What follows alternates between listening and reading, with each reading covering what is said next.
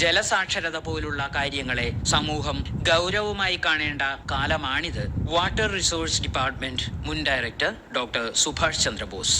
Pacific ഓഷനിൽ El Nino എന്ന് പറയുന്ന പ്രതിഭാസം, അതായത് കടൽ ക്രമാതീതമായി ചൂടാവുന്ന പ്രതിഭാസം ഉണ്ടാകുമ്പോഴൊക്കെ ലോകത്ത് കാലാവസ്ഥയിൽ വലിയ മാറ്റം ഉണ്ടാകാറുണ്ട്.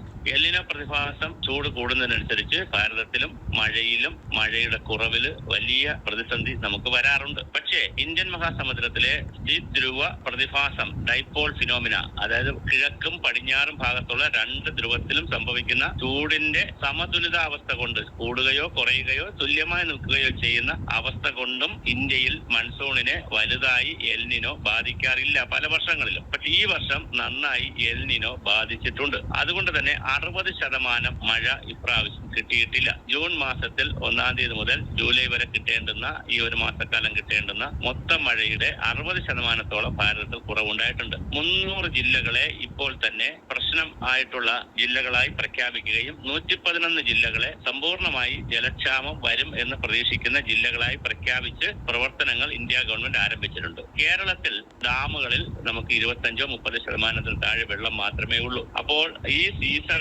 നമുക്ക് കിട്ടേണ്ടുന്ന മഴ ലഭിക്കുന്നില്ല, കേരളത്തിനും ഭാരതത്തിനും ലഭിക്കുന്നില്ല എന്നുള്ളത് ഒരു പ്രശ്നമാണ്. ഇപ്പൊ ഉടനെ ഒരു പ്രതിസന്ധി, നാളെ രാവിലെ അല്ലെ ഉടനെ ഒരു പ്രതിസന്ധി വരുമോ എന്ന് ചോദിച്ചാൽ അങ്ങനെ പ്രതിസന്ധി വന്നില്ല എന്നുണ്ടെങ്കിലും മുന്നോട്ടുള്ള യാത്ര അത്ര സുഖകരമല്ല. കാരണം കാലാവസ്ഥാ വ്യതിയാനത്തിന്റെ വലിയ മാറ്റത്തിന്റെ യുഗത്തിലാണ് നമ്മൾ താമസിക്കുന്നത്. ഇനി ഇതോടൊപ്പം തന്നെ ചേർത്ത് വായിക്കേണ്ട കാര്യം, ലോകബാങ്കിന്റെയും ADBയുടെയും വിവിധ പഠന റിപ്പോർട്ടുകൾ മുന്നേ തന്നെ വന്നിട്ടുണ്ട്. ഭൂഗർഭ ജലത്തെയാണ് ഇന്ത്യയിൽ ഏറ്റവും കൂടുതൽ ആളുകൾ കുടിവെള്ളത്തിനും മറ്റാവശ്യത്തിനും പ്രയോജനപ്പെടുത്തുന്നത്. കിണറുകളായാലും കുഴൽക്കിണറുകളായാലും എല്ലാം ഭൂഗർഭ ജലത്തെയാണ് കൂടുതൽ പ്രയോജനപ്പെടുത്തുന്നത്. കേരളത്തിലെ വാട്ടർ അതോറിറ്റി അതേസമയം സർഫസ് വാട്ടർ, നദികളിലെയും പുഴകളിലെയും ഉപരിതല ജലത്തെയാണ് പ്രയോജനപ്പെടുത്തുന്നത്. ഇന്ത്യയിലെ ഭൂഗർഭ ജലനിരപ്പ് താഴുന്നു എന്നുള്ളത് ഗൗരവമായ ഒരു വിഷയമാണ്. അതുപോലെ തന്നെ പശ്ചിമ ബംഗാൾ പോലുള്ള പ്രദേശങ്ങളിൽ, വടക്ക് കിഴക്കൻ പ്രദേശങ്ങളിൽ ആഴ്സനിക് പോലുള്ള ഗുരുതരമായ മലിനീകരണ പ്രശ്നങ്ങളും ഭൂജലത്തെ ബാധിക്കുന്നുണ്ട്. അപ്പോൾ കാലാവസ്ഥാ വ്യതിയാനം അല്ലെങ്കിൽ എൽനിനോ പ്രതിഭാസം, അതുപോലെ തന്നെ ഞാനിപ്പോൾ ഡൈപോൾ സിസ്റ്റത്തിന്റെ സ്വാധീനം, മഴ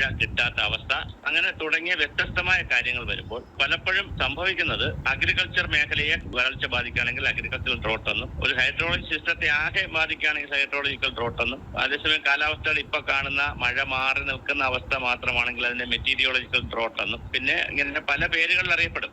ഏത് പേരിൽ അറിയപ്പെട്ടാലും കാർഷിക മേഖലയിലും കുടിവെള്ള മേഖലയിലുമൊക്കെ പ്രതിസന്ധികൾ ഉണ്ടോ എന്ന് ചോദിച്ചാൽ മുഴുവൻ സമയവും വെള്ളം കിട്ടിക്കൊണ്ടിരുന്ന ഒരു ജനതയ്ക്ക് വെള്ളത്തിന്റെ അളവ് കുറയുന്നു എന്ന് പറയുന്ന പ്രതിസന്ധിയാണല്ലോ. അപ്പൊ തീർച്ചയായിട്ടും പ്രതിസന്ധിയുണ്ട്. പക്ഷേ അതൊരു ദീർഘകാല പ്രതിസന്ധിയായി വരൾച്ചയുടെ വലിയ രൂപത്തിലേക്കൊന്നും പോകുമോ എന്ന് ഇപ്പോൾ പറയാനാകില്ല. പിന്നെ ബാക്കി വരുന്ന മൺസൂൺ മഴ കിട്ടും എന്ന് പറഞ്ഞാൽ, നമുക്ക് അങ്ങനെ ചിന്തിച്ചാൽ അത് വേറൊരു തരത്തിലുള്ള ചിന്തയാണ്. ചിന്തിച്ചാൽ അവിടെയും ഒരു പ്രതിസന്ധി വരാനും. കാരണം മഴ കിട്ടേണ്ട സമയത്ത് കിട്ടേണ്ട അളവിൽ കിട്ടേണ്ട പ്രദേശങ്ങളിൽ കിട്ടുമ്പോഴാണ് നമുക്ക് സ്വാഭാവിക ജലസംരക്ഷണം ഇല്ലാതെ കാര്യങ്ങൾ നടത്തി പോകാൻ കഴിയുന്നത്. ഇപ്പൊ സംഭവിച്ചുകൊണ്ടിരിക്കുന്നത് ചെറിയ കാലയളവിൽ കുറഞ്ഞ പ്രദേശത്ത് വലിയ മഴ.